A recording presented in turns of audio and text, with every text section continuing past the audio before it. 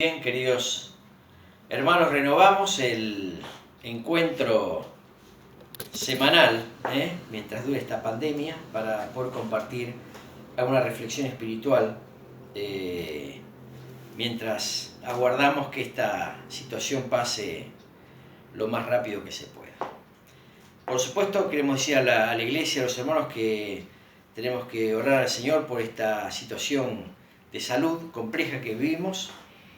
Tenemos que saber que todavía no hemos llegado al momento más importante de la transmisión de la enfermedad y que, bueno, se vienen días, por supuesto, mucho más difíciles que los que hasta ahora hemos vivido y, por supuesto, este aislamiento obligatorio de alguna forma tempera la curva que se está produciendo con la enfermedad. Pero vamos a hablar de la Biblia, que es lo que nos ocupa en este momento. Dos pasajes en la Biblia, cortitos, hermanos, una continuidad de lo que hemos visto el domingo pasado, o en la semana pasada, cuando hablamos de la oración de Jonás, y de alguna forma hemos hablado sobre el tema de la angustia. Hoy vamos a seguir un poco con esta historia brevemente, y vamos a abordar otro tema muy importante y que también es parte de este tiempo que nos toca vivir, y que es el tema del enojo. Alguna vez, en los hermanos de Pavón, hemos hablado de esto, así que alguna cosa familiar para los hermanos va a haber. Jonás capítulo 4, versículo 1. Dice así la Biblia, Jonás 4:1. Pero Jonás se apesadumbró en extremo y se enojó. Versículo 4. Y Jehová le dijo: ¿haces tú bien en enojarte tanto? Versículo 9, segunda parte. Mucho me enojo hasta la muerte. Efesios capítulo 4, hermanos, versículos 31 y 32, para complementar la lectura y abordar algún aspecto sencillo sobre este tema que entendemos que es un tema que tiene que ver con nuestro momento histórico. Efesios 4, 31 y 32. Quítense de vosotros toda amargura, enojo, ira, gritería y maledicencia y toda malicia. Antes bien, sed benignos unos con otros, misericordiosos, perdonándoos unos a otros, como Dios también os perdonó a vosotros en Cristo. Dios bendiga, hermanos, la lectura de la Biblia que hemos tenido en este día y nos ayuda a pensar brevemente en este tema que queremos compartir en esta hora. ¿Qué es el enojo? Enojo significa pesar, molestia. Diríamos que es un pesar trabajoso. El enojo se emparenta con la ira y en situaciones extremas con una situación de cólera. En el hebreo, la palabra enojo significa ponerse al rojo vivo. Es decir, en otras palabras, estaba recaliente. Esto es el enojo, hermanos queridos, en esta hora que nos toca vivir. Enojo. Sin lugar a dudas, este tiempo de pandemia es un tiempo en donde estamos enojados. Enojados por el encierro, enojados por la imposibilidad de trabajar para muchos, enojados porque el futuro es incierto, enojados por las oportunidades perdidas, sea de trabajo, de salidas o de actividades sociales. Este tiempo es un tiempo en el cual es muy fácil enojarse. Y este enojo por estas cosas se traslada al enojo con aquello que compartimos la cuarentena. Estas cosas que generan enojo se trasladan a discusiones familiares, a molestias, y hace que la convivencia en la cuarentena sea difícil. Y yo pregunto, hermanos, claro que la convivencia es difícil. ¿No es difícil la convivencia en esta situación tan particular? No podés salir, no podés hacer otras cosas que querías hacer, tus planes se ven de alguna forma imposibilitados y bueno, estás enojado. Ahora, lo que le pasaba a Jonás tiene que ver con esta misma situación. Acá tenemos a un profeta enojado. ¿Por qué estaba enojado Jonás? Porque en su pensamiento Dios no tenía que haber obrado como lo hizo. Para Jonás, que predicó a Nínive para que Nínive fuera destruida, Dios tenía que haberla destruido. Sin embargo, la gente de Nínive se arrepintió y Dios no destruyó a la gente como originalmente había pensado. Entonces, ante esta situación, oró Jonás a Dios y le dijo Jonás a Dios: ahora pues, oh Jehová, te ruego que me quites la vida, porque mejor me es la muerte que la vida. Y yo quisiera compartir, queridos hermanos y amigos, 3 reflexiones en esta pequeña historia a la que hicimos referencia. No hemos leído, por supuesto, pero hemos hecho referencia. La primera reflexión es: qué bueno es que Dios no responde como nosotros esperamos.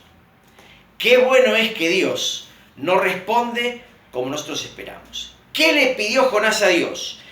Jonás le pidió que le quite la vida. No fue el único.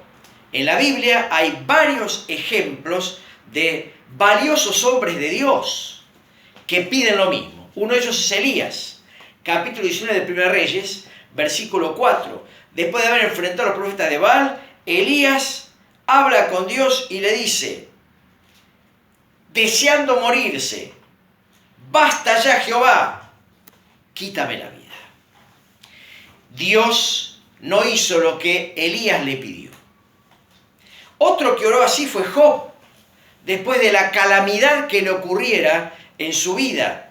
Job capítulo 3 versículo 11 dice: ¿por qué no morí yo en el vientre de mi madre o en la matriz? ¿O expiré al ser el vientre?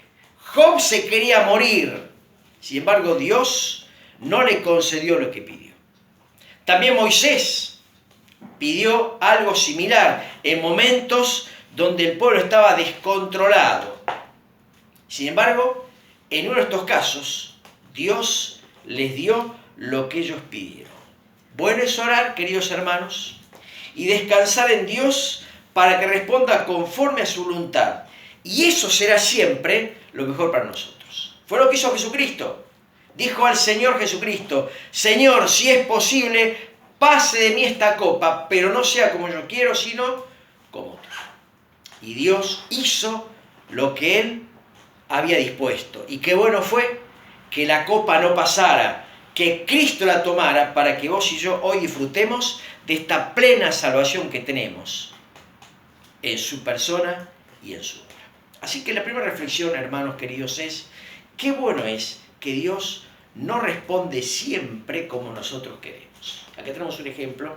Jonás se quiso morir y Dios le dijo que no, como a otros hombres valiosos de Dios. Por eso, cuando Dios responda de una manera que tal vez vos no estés esperando, no te enojes con Dios, sino entendé que lo que Dios procura siempre es lo mejor para vos. Y lo que Dios haga, nos guste más o nos guste menos, siempre será lo mejor para nuestra vida.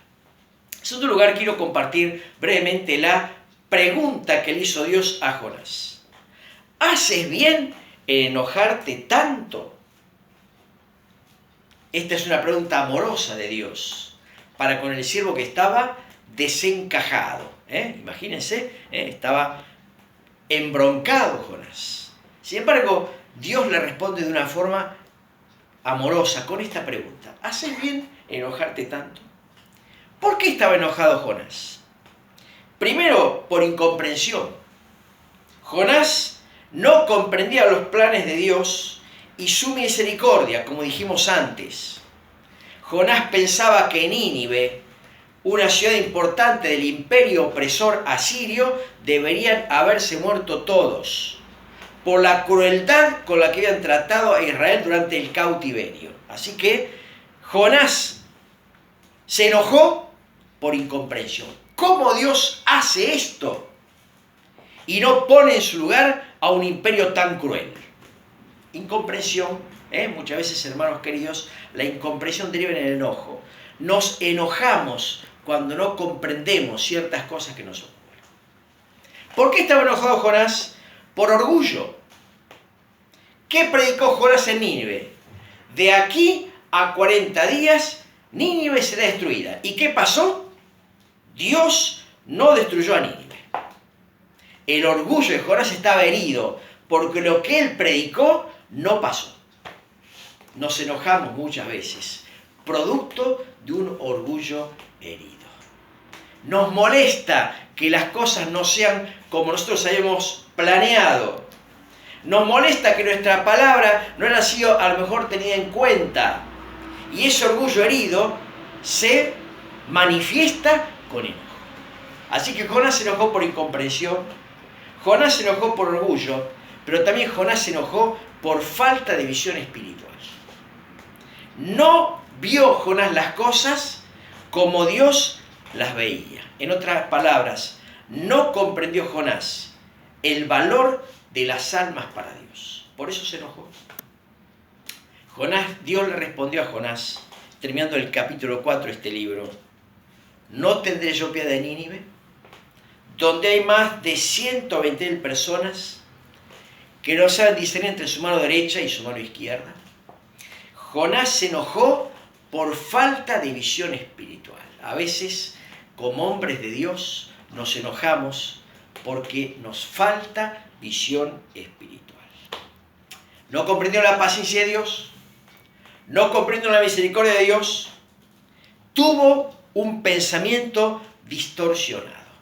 Carlos Morris escribe en un libro, muy lindo libro, que es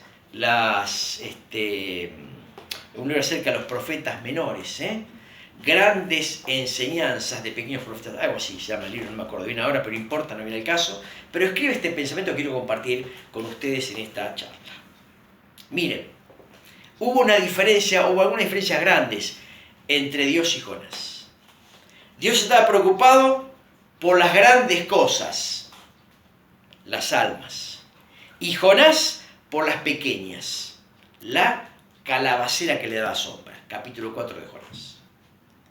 Dios estaba interesado en lo espiritual y permanente, Jonás en lo material y temporal. Dios estaba interesado en la gente, Jonás en las cosas. Vivimos enojados muchas veces, queridos hermanos, porque no tenemos visión y no comulgamos con el pensamiento de Dios. La conclusión es lo que nos llama el apóstol Pablo. Dice la Biblia: miremos las cosas de arriba, donde está Cristo sentado a la diestra de Dios. El creyente se enoja frecuentemente porque no mira las cosas de arriba. ¿Por qué se enojó Jonás? Porque se le secó la calabacera, porque Dios no hizo lo que pensaba hacer, lo que él pensaba, etc. A Jonás le faltó visión espiritual.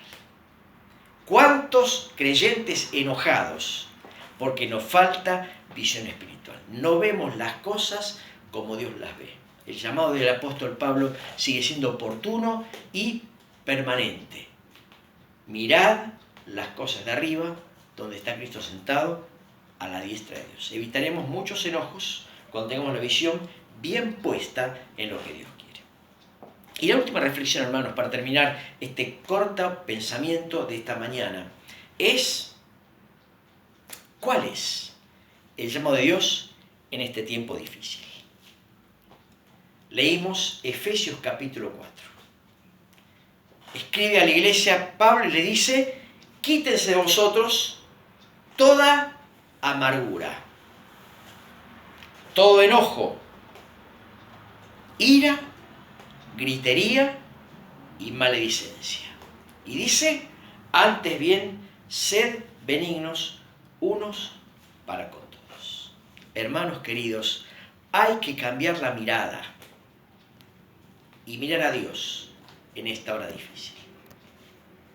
Mucho Crónica TV, mucho TN, mucho C5N, pero debemos reconocer, hermanos, que la situación que nos desborda hace que no miremos lo que tenemos que mirar. Miremos más a Dios. No digo que vivamos en una pecera, porque la realidad es esta. Digo sí que tengamos la suficiente sabiduría de lo alto para tener el momento para mirar a Dios y no dejar que la situación nos desborde. Me toca trabajar entre personas enfermas y atender el llamado telefónico de las familias, porque en el sanatorio no entra nadie. No entra nadie, es una especie de búnker. Nadie entra. Y lo que uno ve es gente desbordada. El enfermo está desbordado. La familia está desbordada. Miremos a Dios, hermanos. Miremos a Dios. Hay que comprender lo que dice Romanos capítulo 8, versículo 28. Que a los que Dios ama, todas las cosas les ayudan a bien. Y como dijimos otras tantas veces, esto que nos pasa hoy forma parte de todas las cosas que nos ayudan a bien. Yo no sé, hermanos, recién empieza esto. Oramos mucho a Dios para que no haya hermanos infectados, pero probablemente lo sabrá. Probablemente lo sabrá. Uno ve en su medio laboral que el círculo se va cerrando y que los enfermos no son ahora solamente los que vienen de Europa o de Brasil o de Estados Unidos. Los enfermos no son solamente los que estuvieron en contacto con los que vinieron de Europa, Brasil o Estados Unidos. Hay enfermos que no tuvieron contacto con nadie conocido y se enferman igual. Esto está hablando de que el círculo se va cerrando. Y vos y yo estamos expuestos. Ahora la palabra dice, a los que aman a Dios, todas las cosas les ayudan a bien.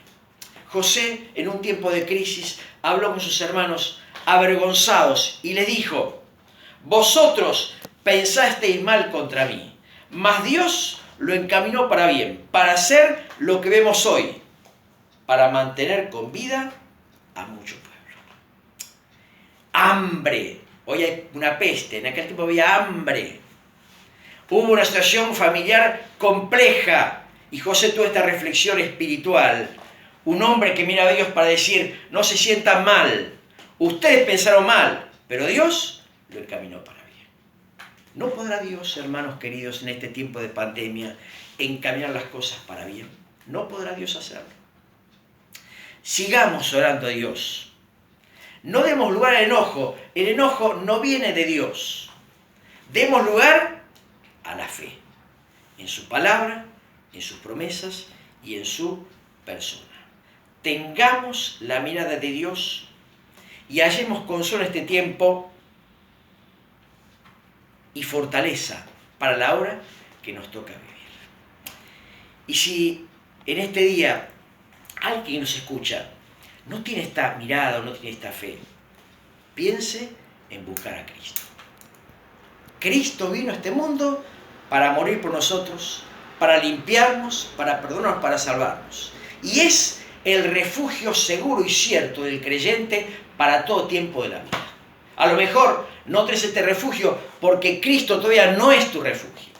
Queremos cerrar este comentario diciéndote a vos que nos estás escuchando o mirando, que busques a Cristo como refugio seguro para tu vida.